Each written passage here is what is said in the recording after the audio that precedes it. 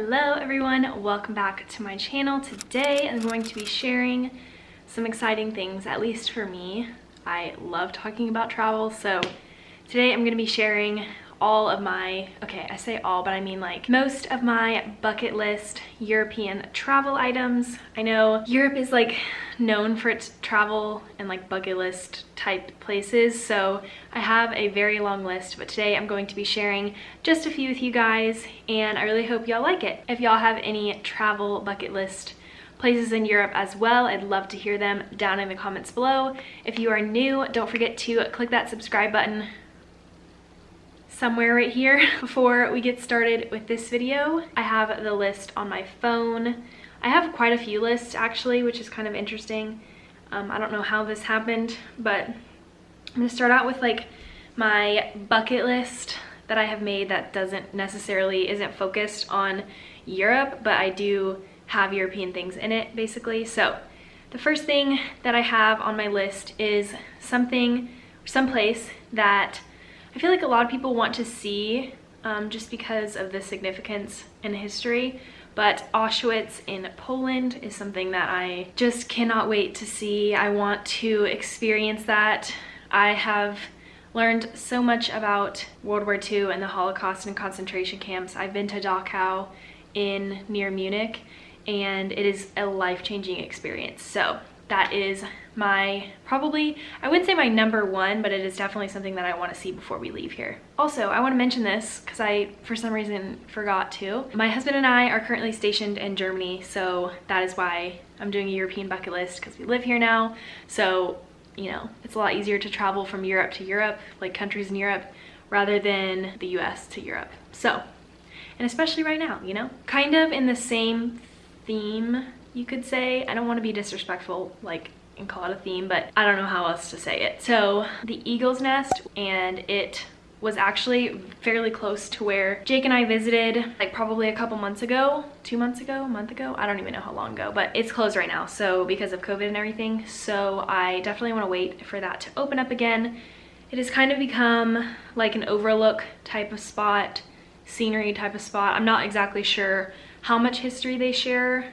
That is something else I'd be interested to see. And lastly, in this theme, like I say, I want to go back to Amsterdam. I've been with Jake a few years ago, and it is such an amazing city. I love Amsterdam a lot, but I did not get the chance to visit Anne Frank's house. So that is something that is really high on my list. I wanted to go last time we were there, and we couldn't because it was like lined out the door, like out the door. So I'm pretty sure we somehow planned like a last minute trip to Amsterdam or something. I don't know why we didn't like book tickets or anything, but we definitely went by it and saw it, so I got to see it. I just haven't been up in it, and I'm not really sure how all that works right now. So definitely being a little bit more patient with traveling and visiting these bucket list places because of COVID, and just trying to take the safety precautions seriously and all that. So now I'm gonna move on to like just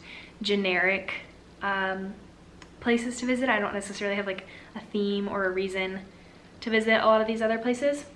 I mean, like I have a reason, but you know, they're not the same as the last three. Two places that I want to see in Italy are the Amalfi Coast and Venice. Venice is one that it's on my bucket list because first of all, it's beautiful and I want to see it, but it is said that it may not be a thing for like the rest of my lifetime. So yeah, I definitely want to see that before you can't visit there anymore.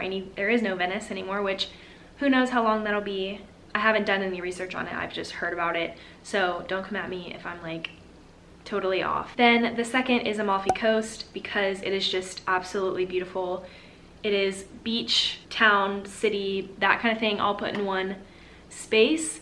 And I have had friends that have visited and just told me that that needs to be on your bucket list because it is just once in a lifetime experience. So that is why the Amalfi Coast and Venice are on mine. I definitely want to go to Rome again, but I went when I was a lot younger, and I would like to go with Jake again because I took a class in college, like an entire class in college about ancient Rome. So I know a lot more than I did back then. I would definitely have to like brush up on my research, but I learned a lot about ancient Rome, so it would just be a lot more fascinating for me to go again and kind of revisit those places. All right, so the next one is in Scotland. It is Edinburgh, which I know that some people say it differently, but that is what I looked up and what I am gonna say.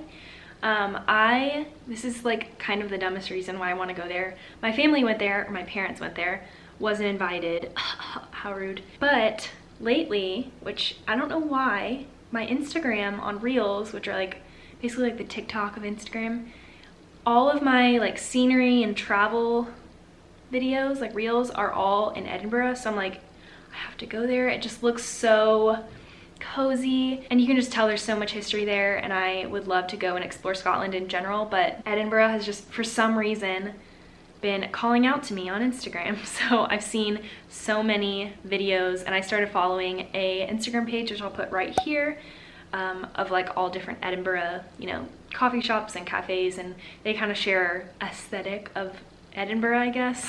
I don't know how best to explain it. I feel like that's not the best reasoning to go somewhere, but I've been loving it lately, so I've been dreaming of Edinburgh lately. Another one in that sort of realm of like Instagram is Bruges. I looked it up. I can't remember how you say it, but that's another one I've been seeing on Instagram all over the place, and there's just like something about it that just makes me want to go visit and walk around and spend time exploring and just soaking up the culture and everything in Belgium. But Belgium's another one we want to go to because one of our favorite breweries is located in Belgium, and there's a lot that Jake and I would love to go see in Belgium, so that's another one. I'm gonna share two more because I feel like this video could just literally go on forever because there's so many things to see here. But the second to last one is Vienna, and specifically Vienna during Christmas time, which technically is like November to December. They have one of the biggest Christmas markets in the world.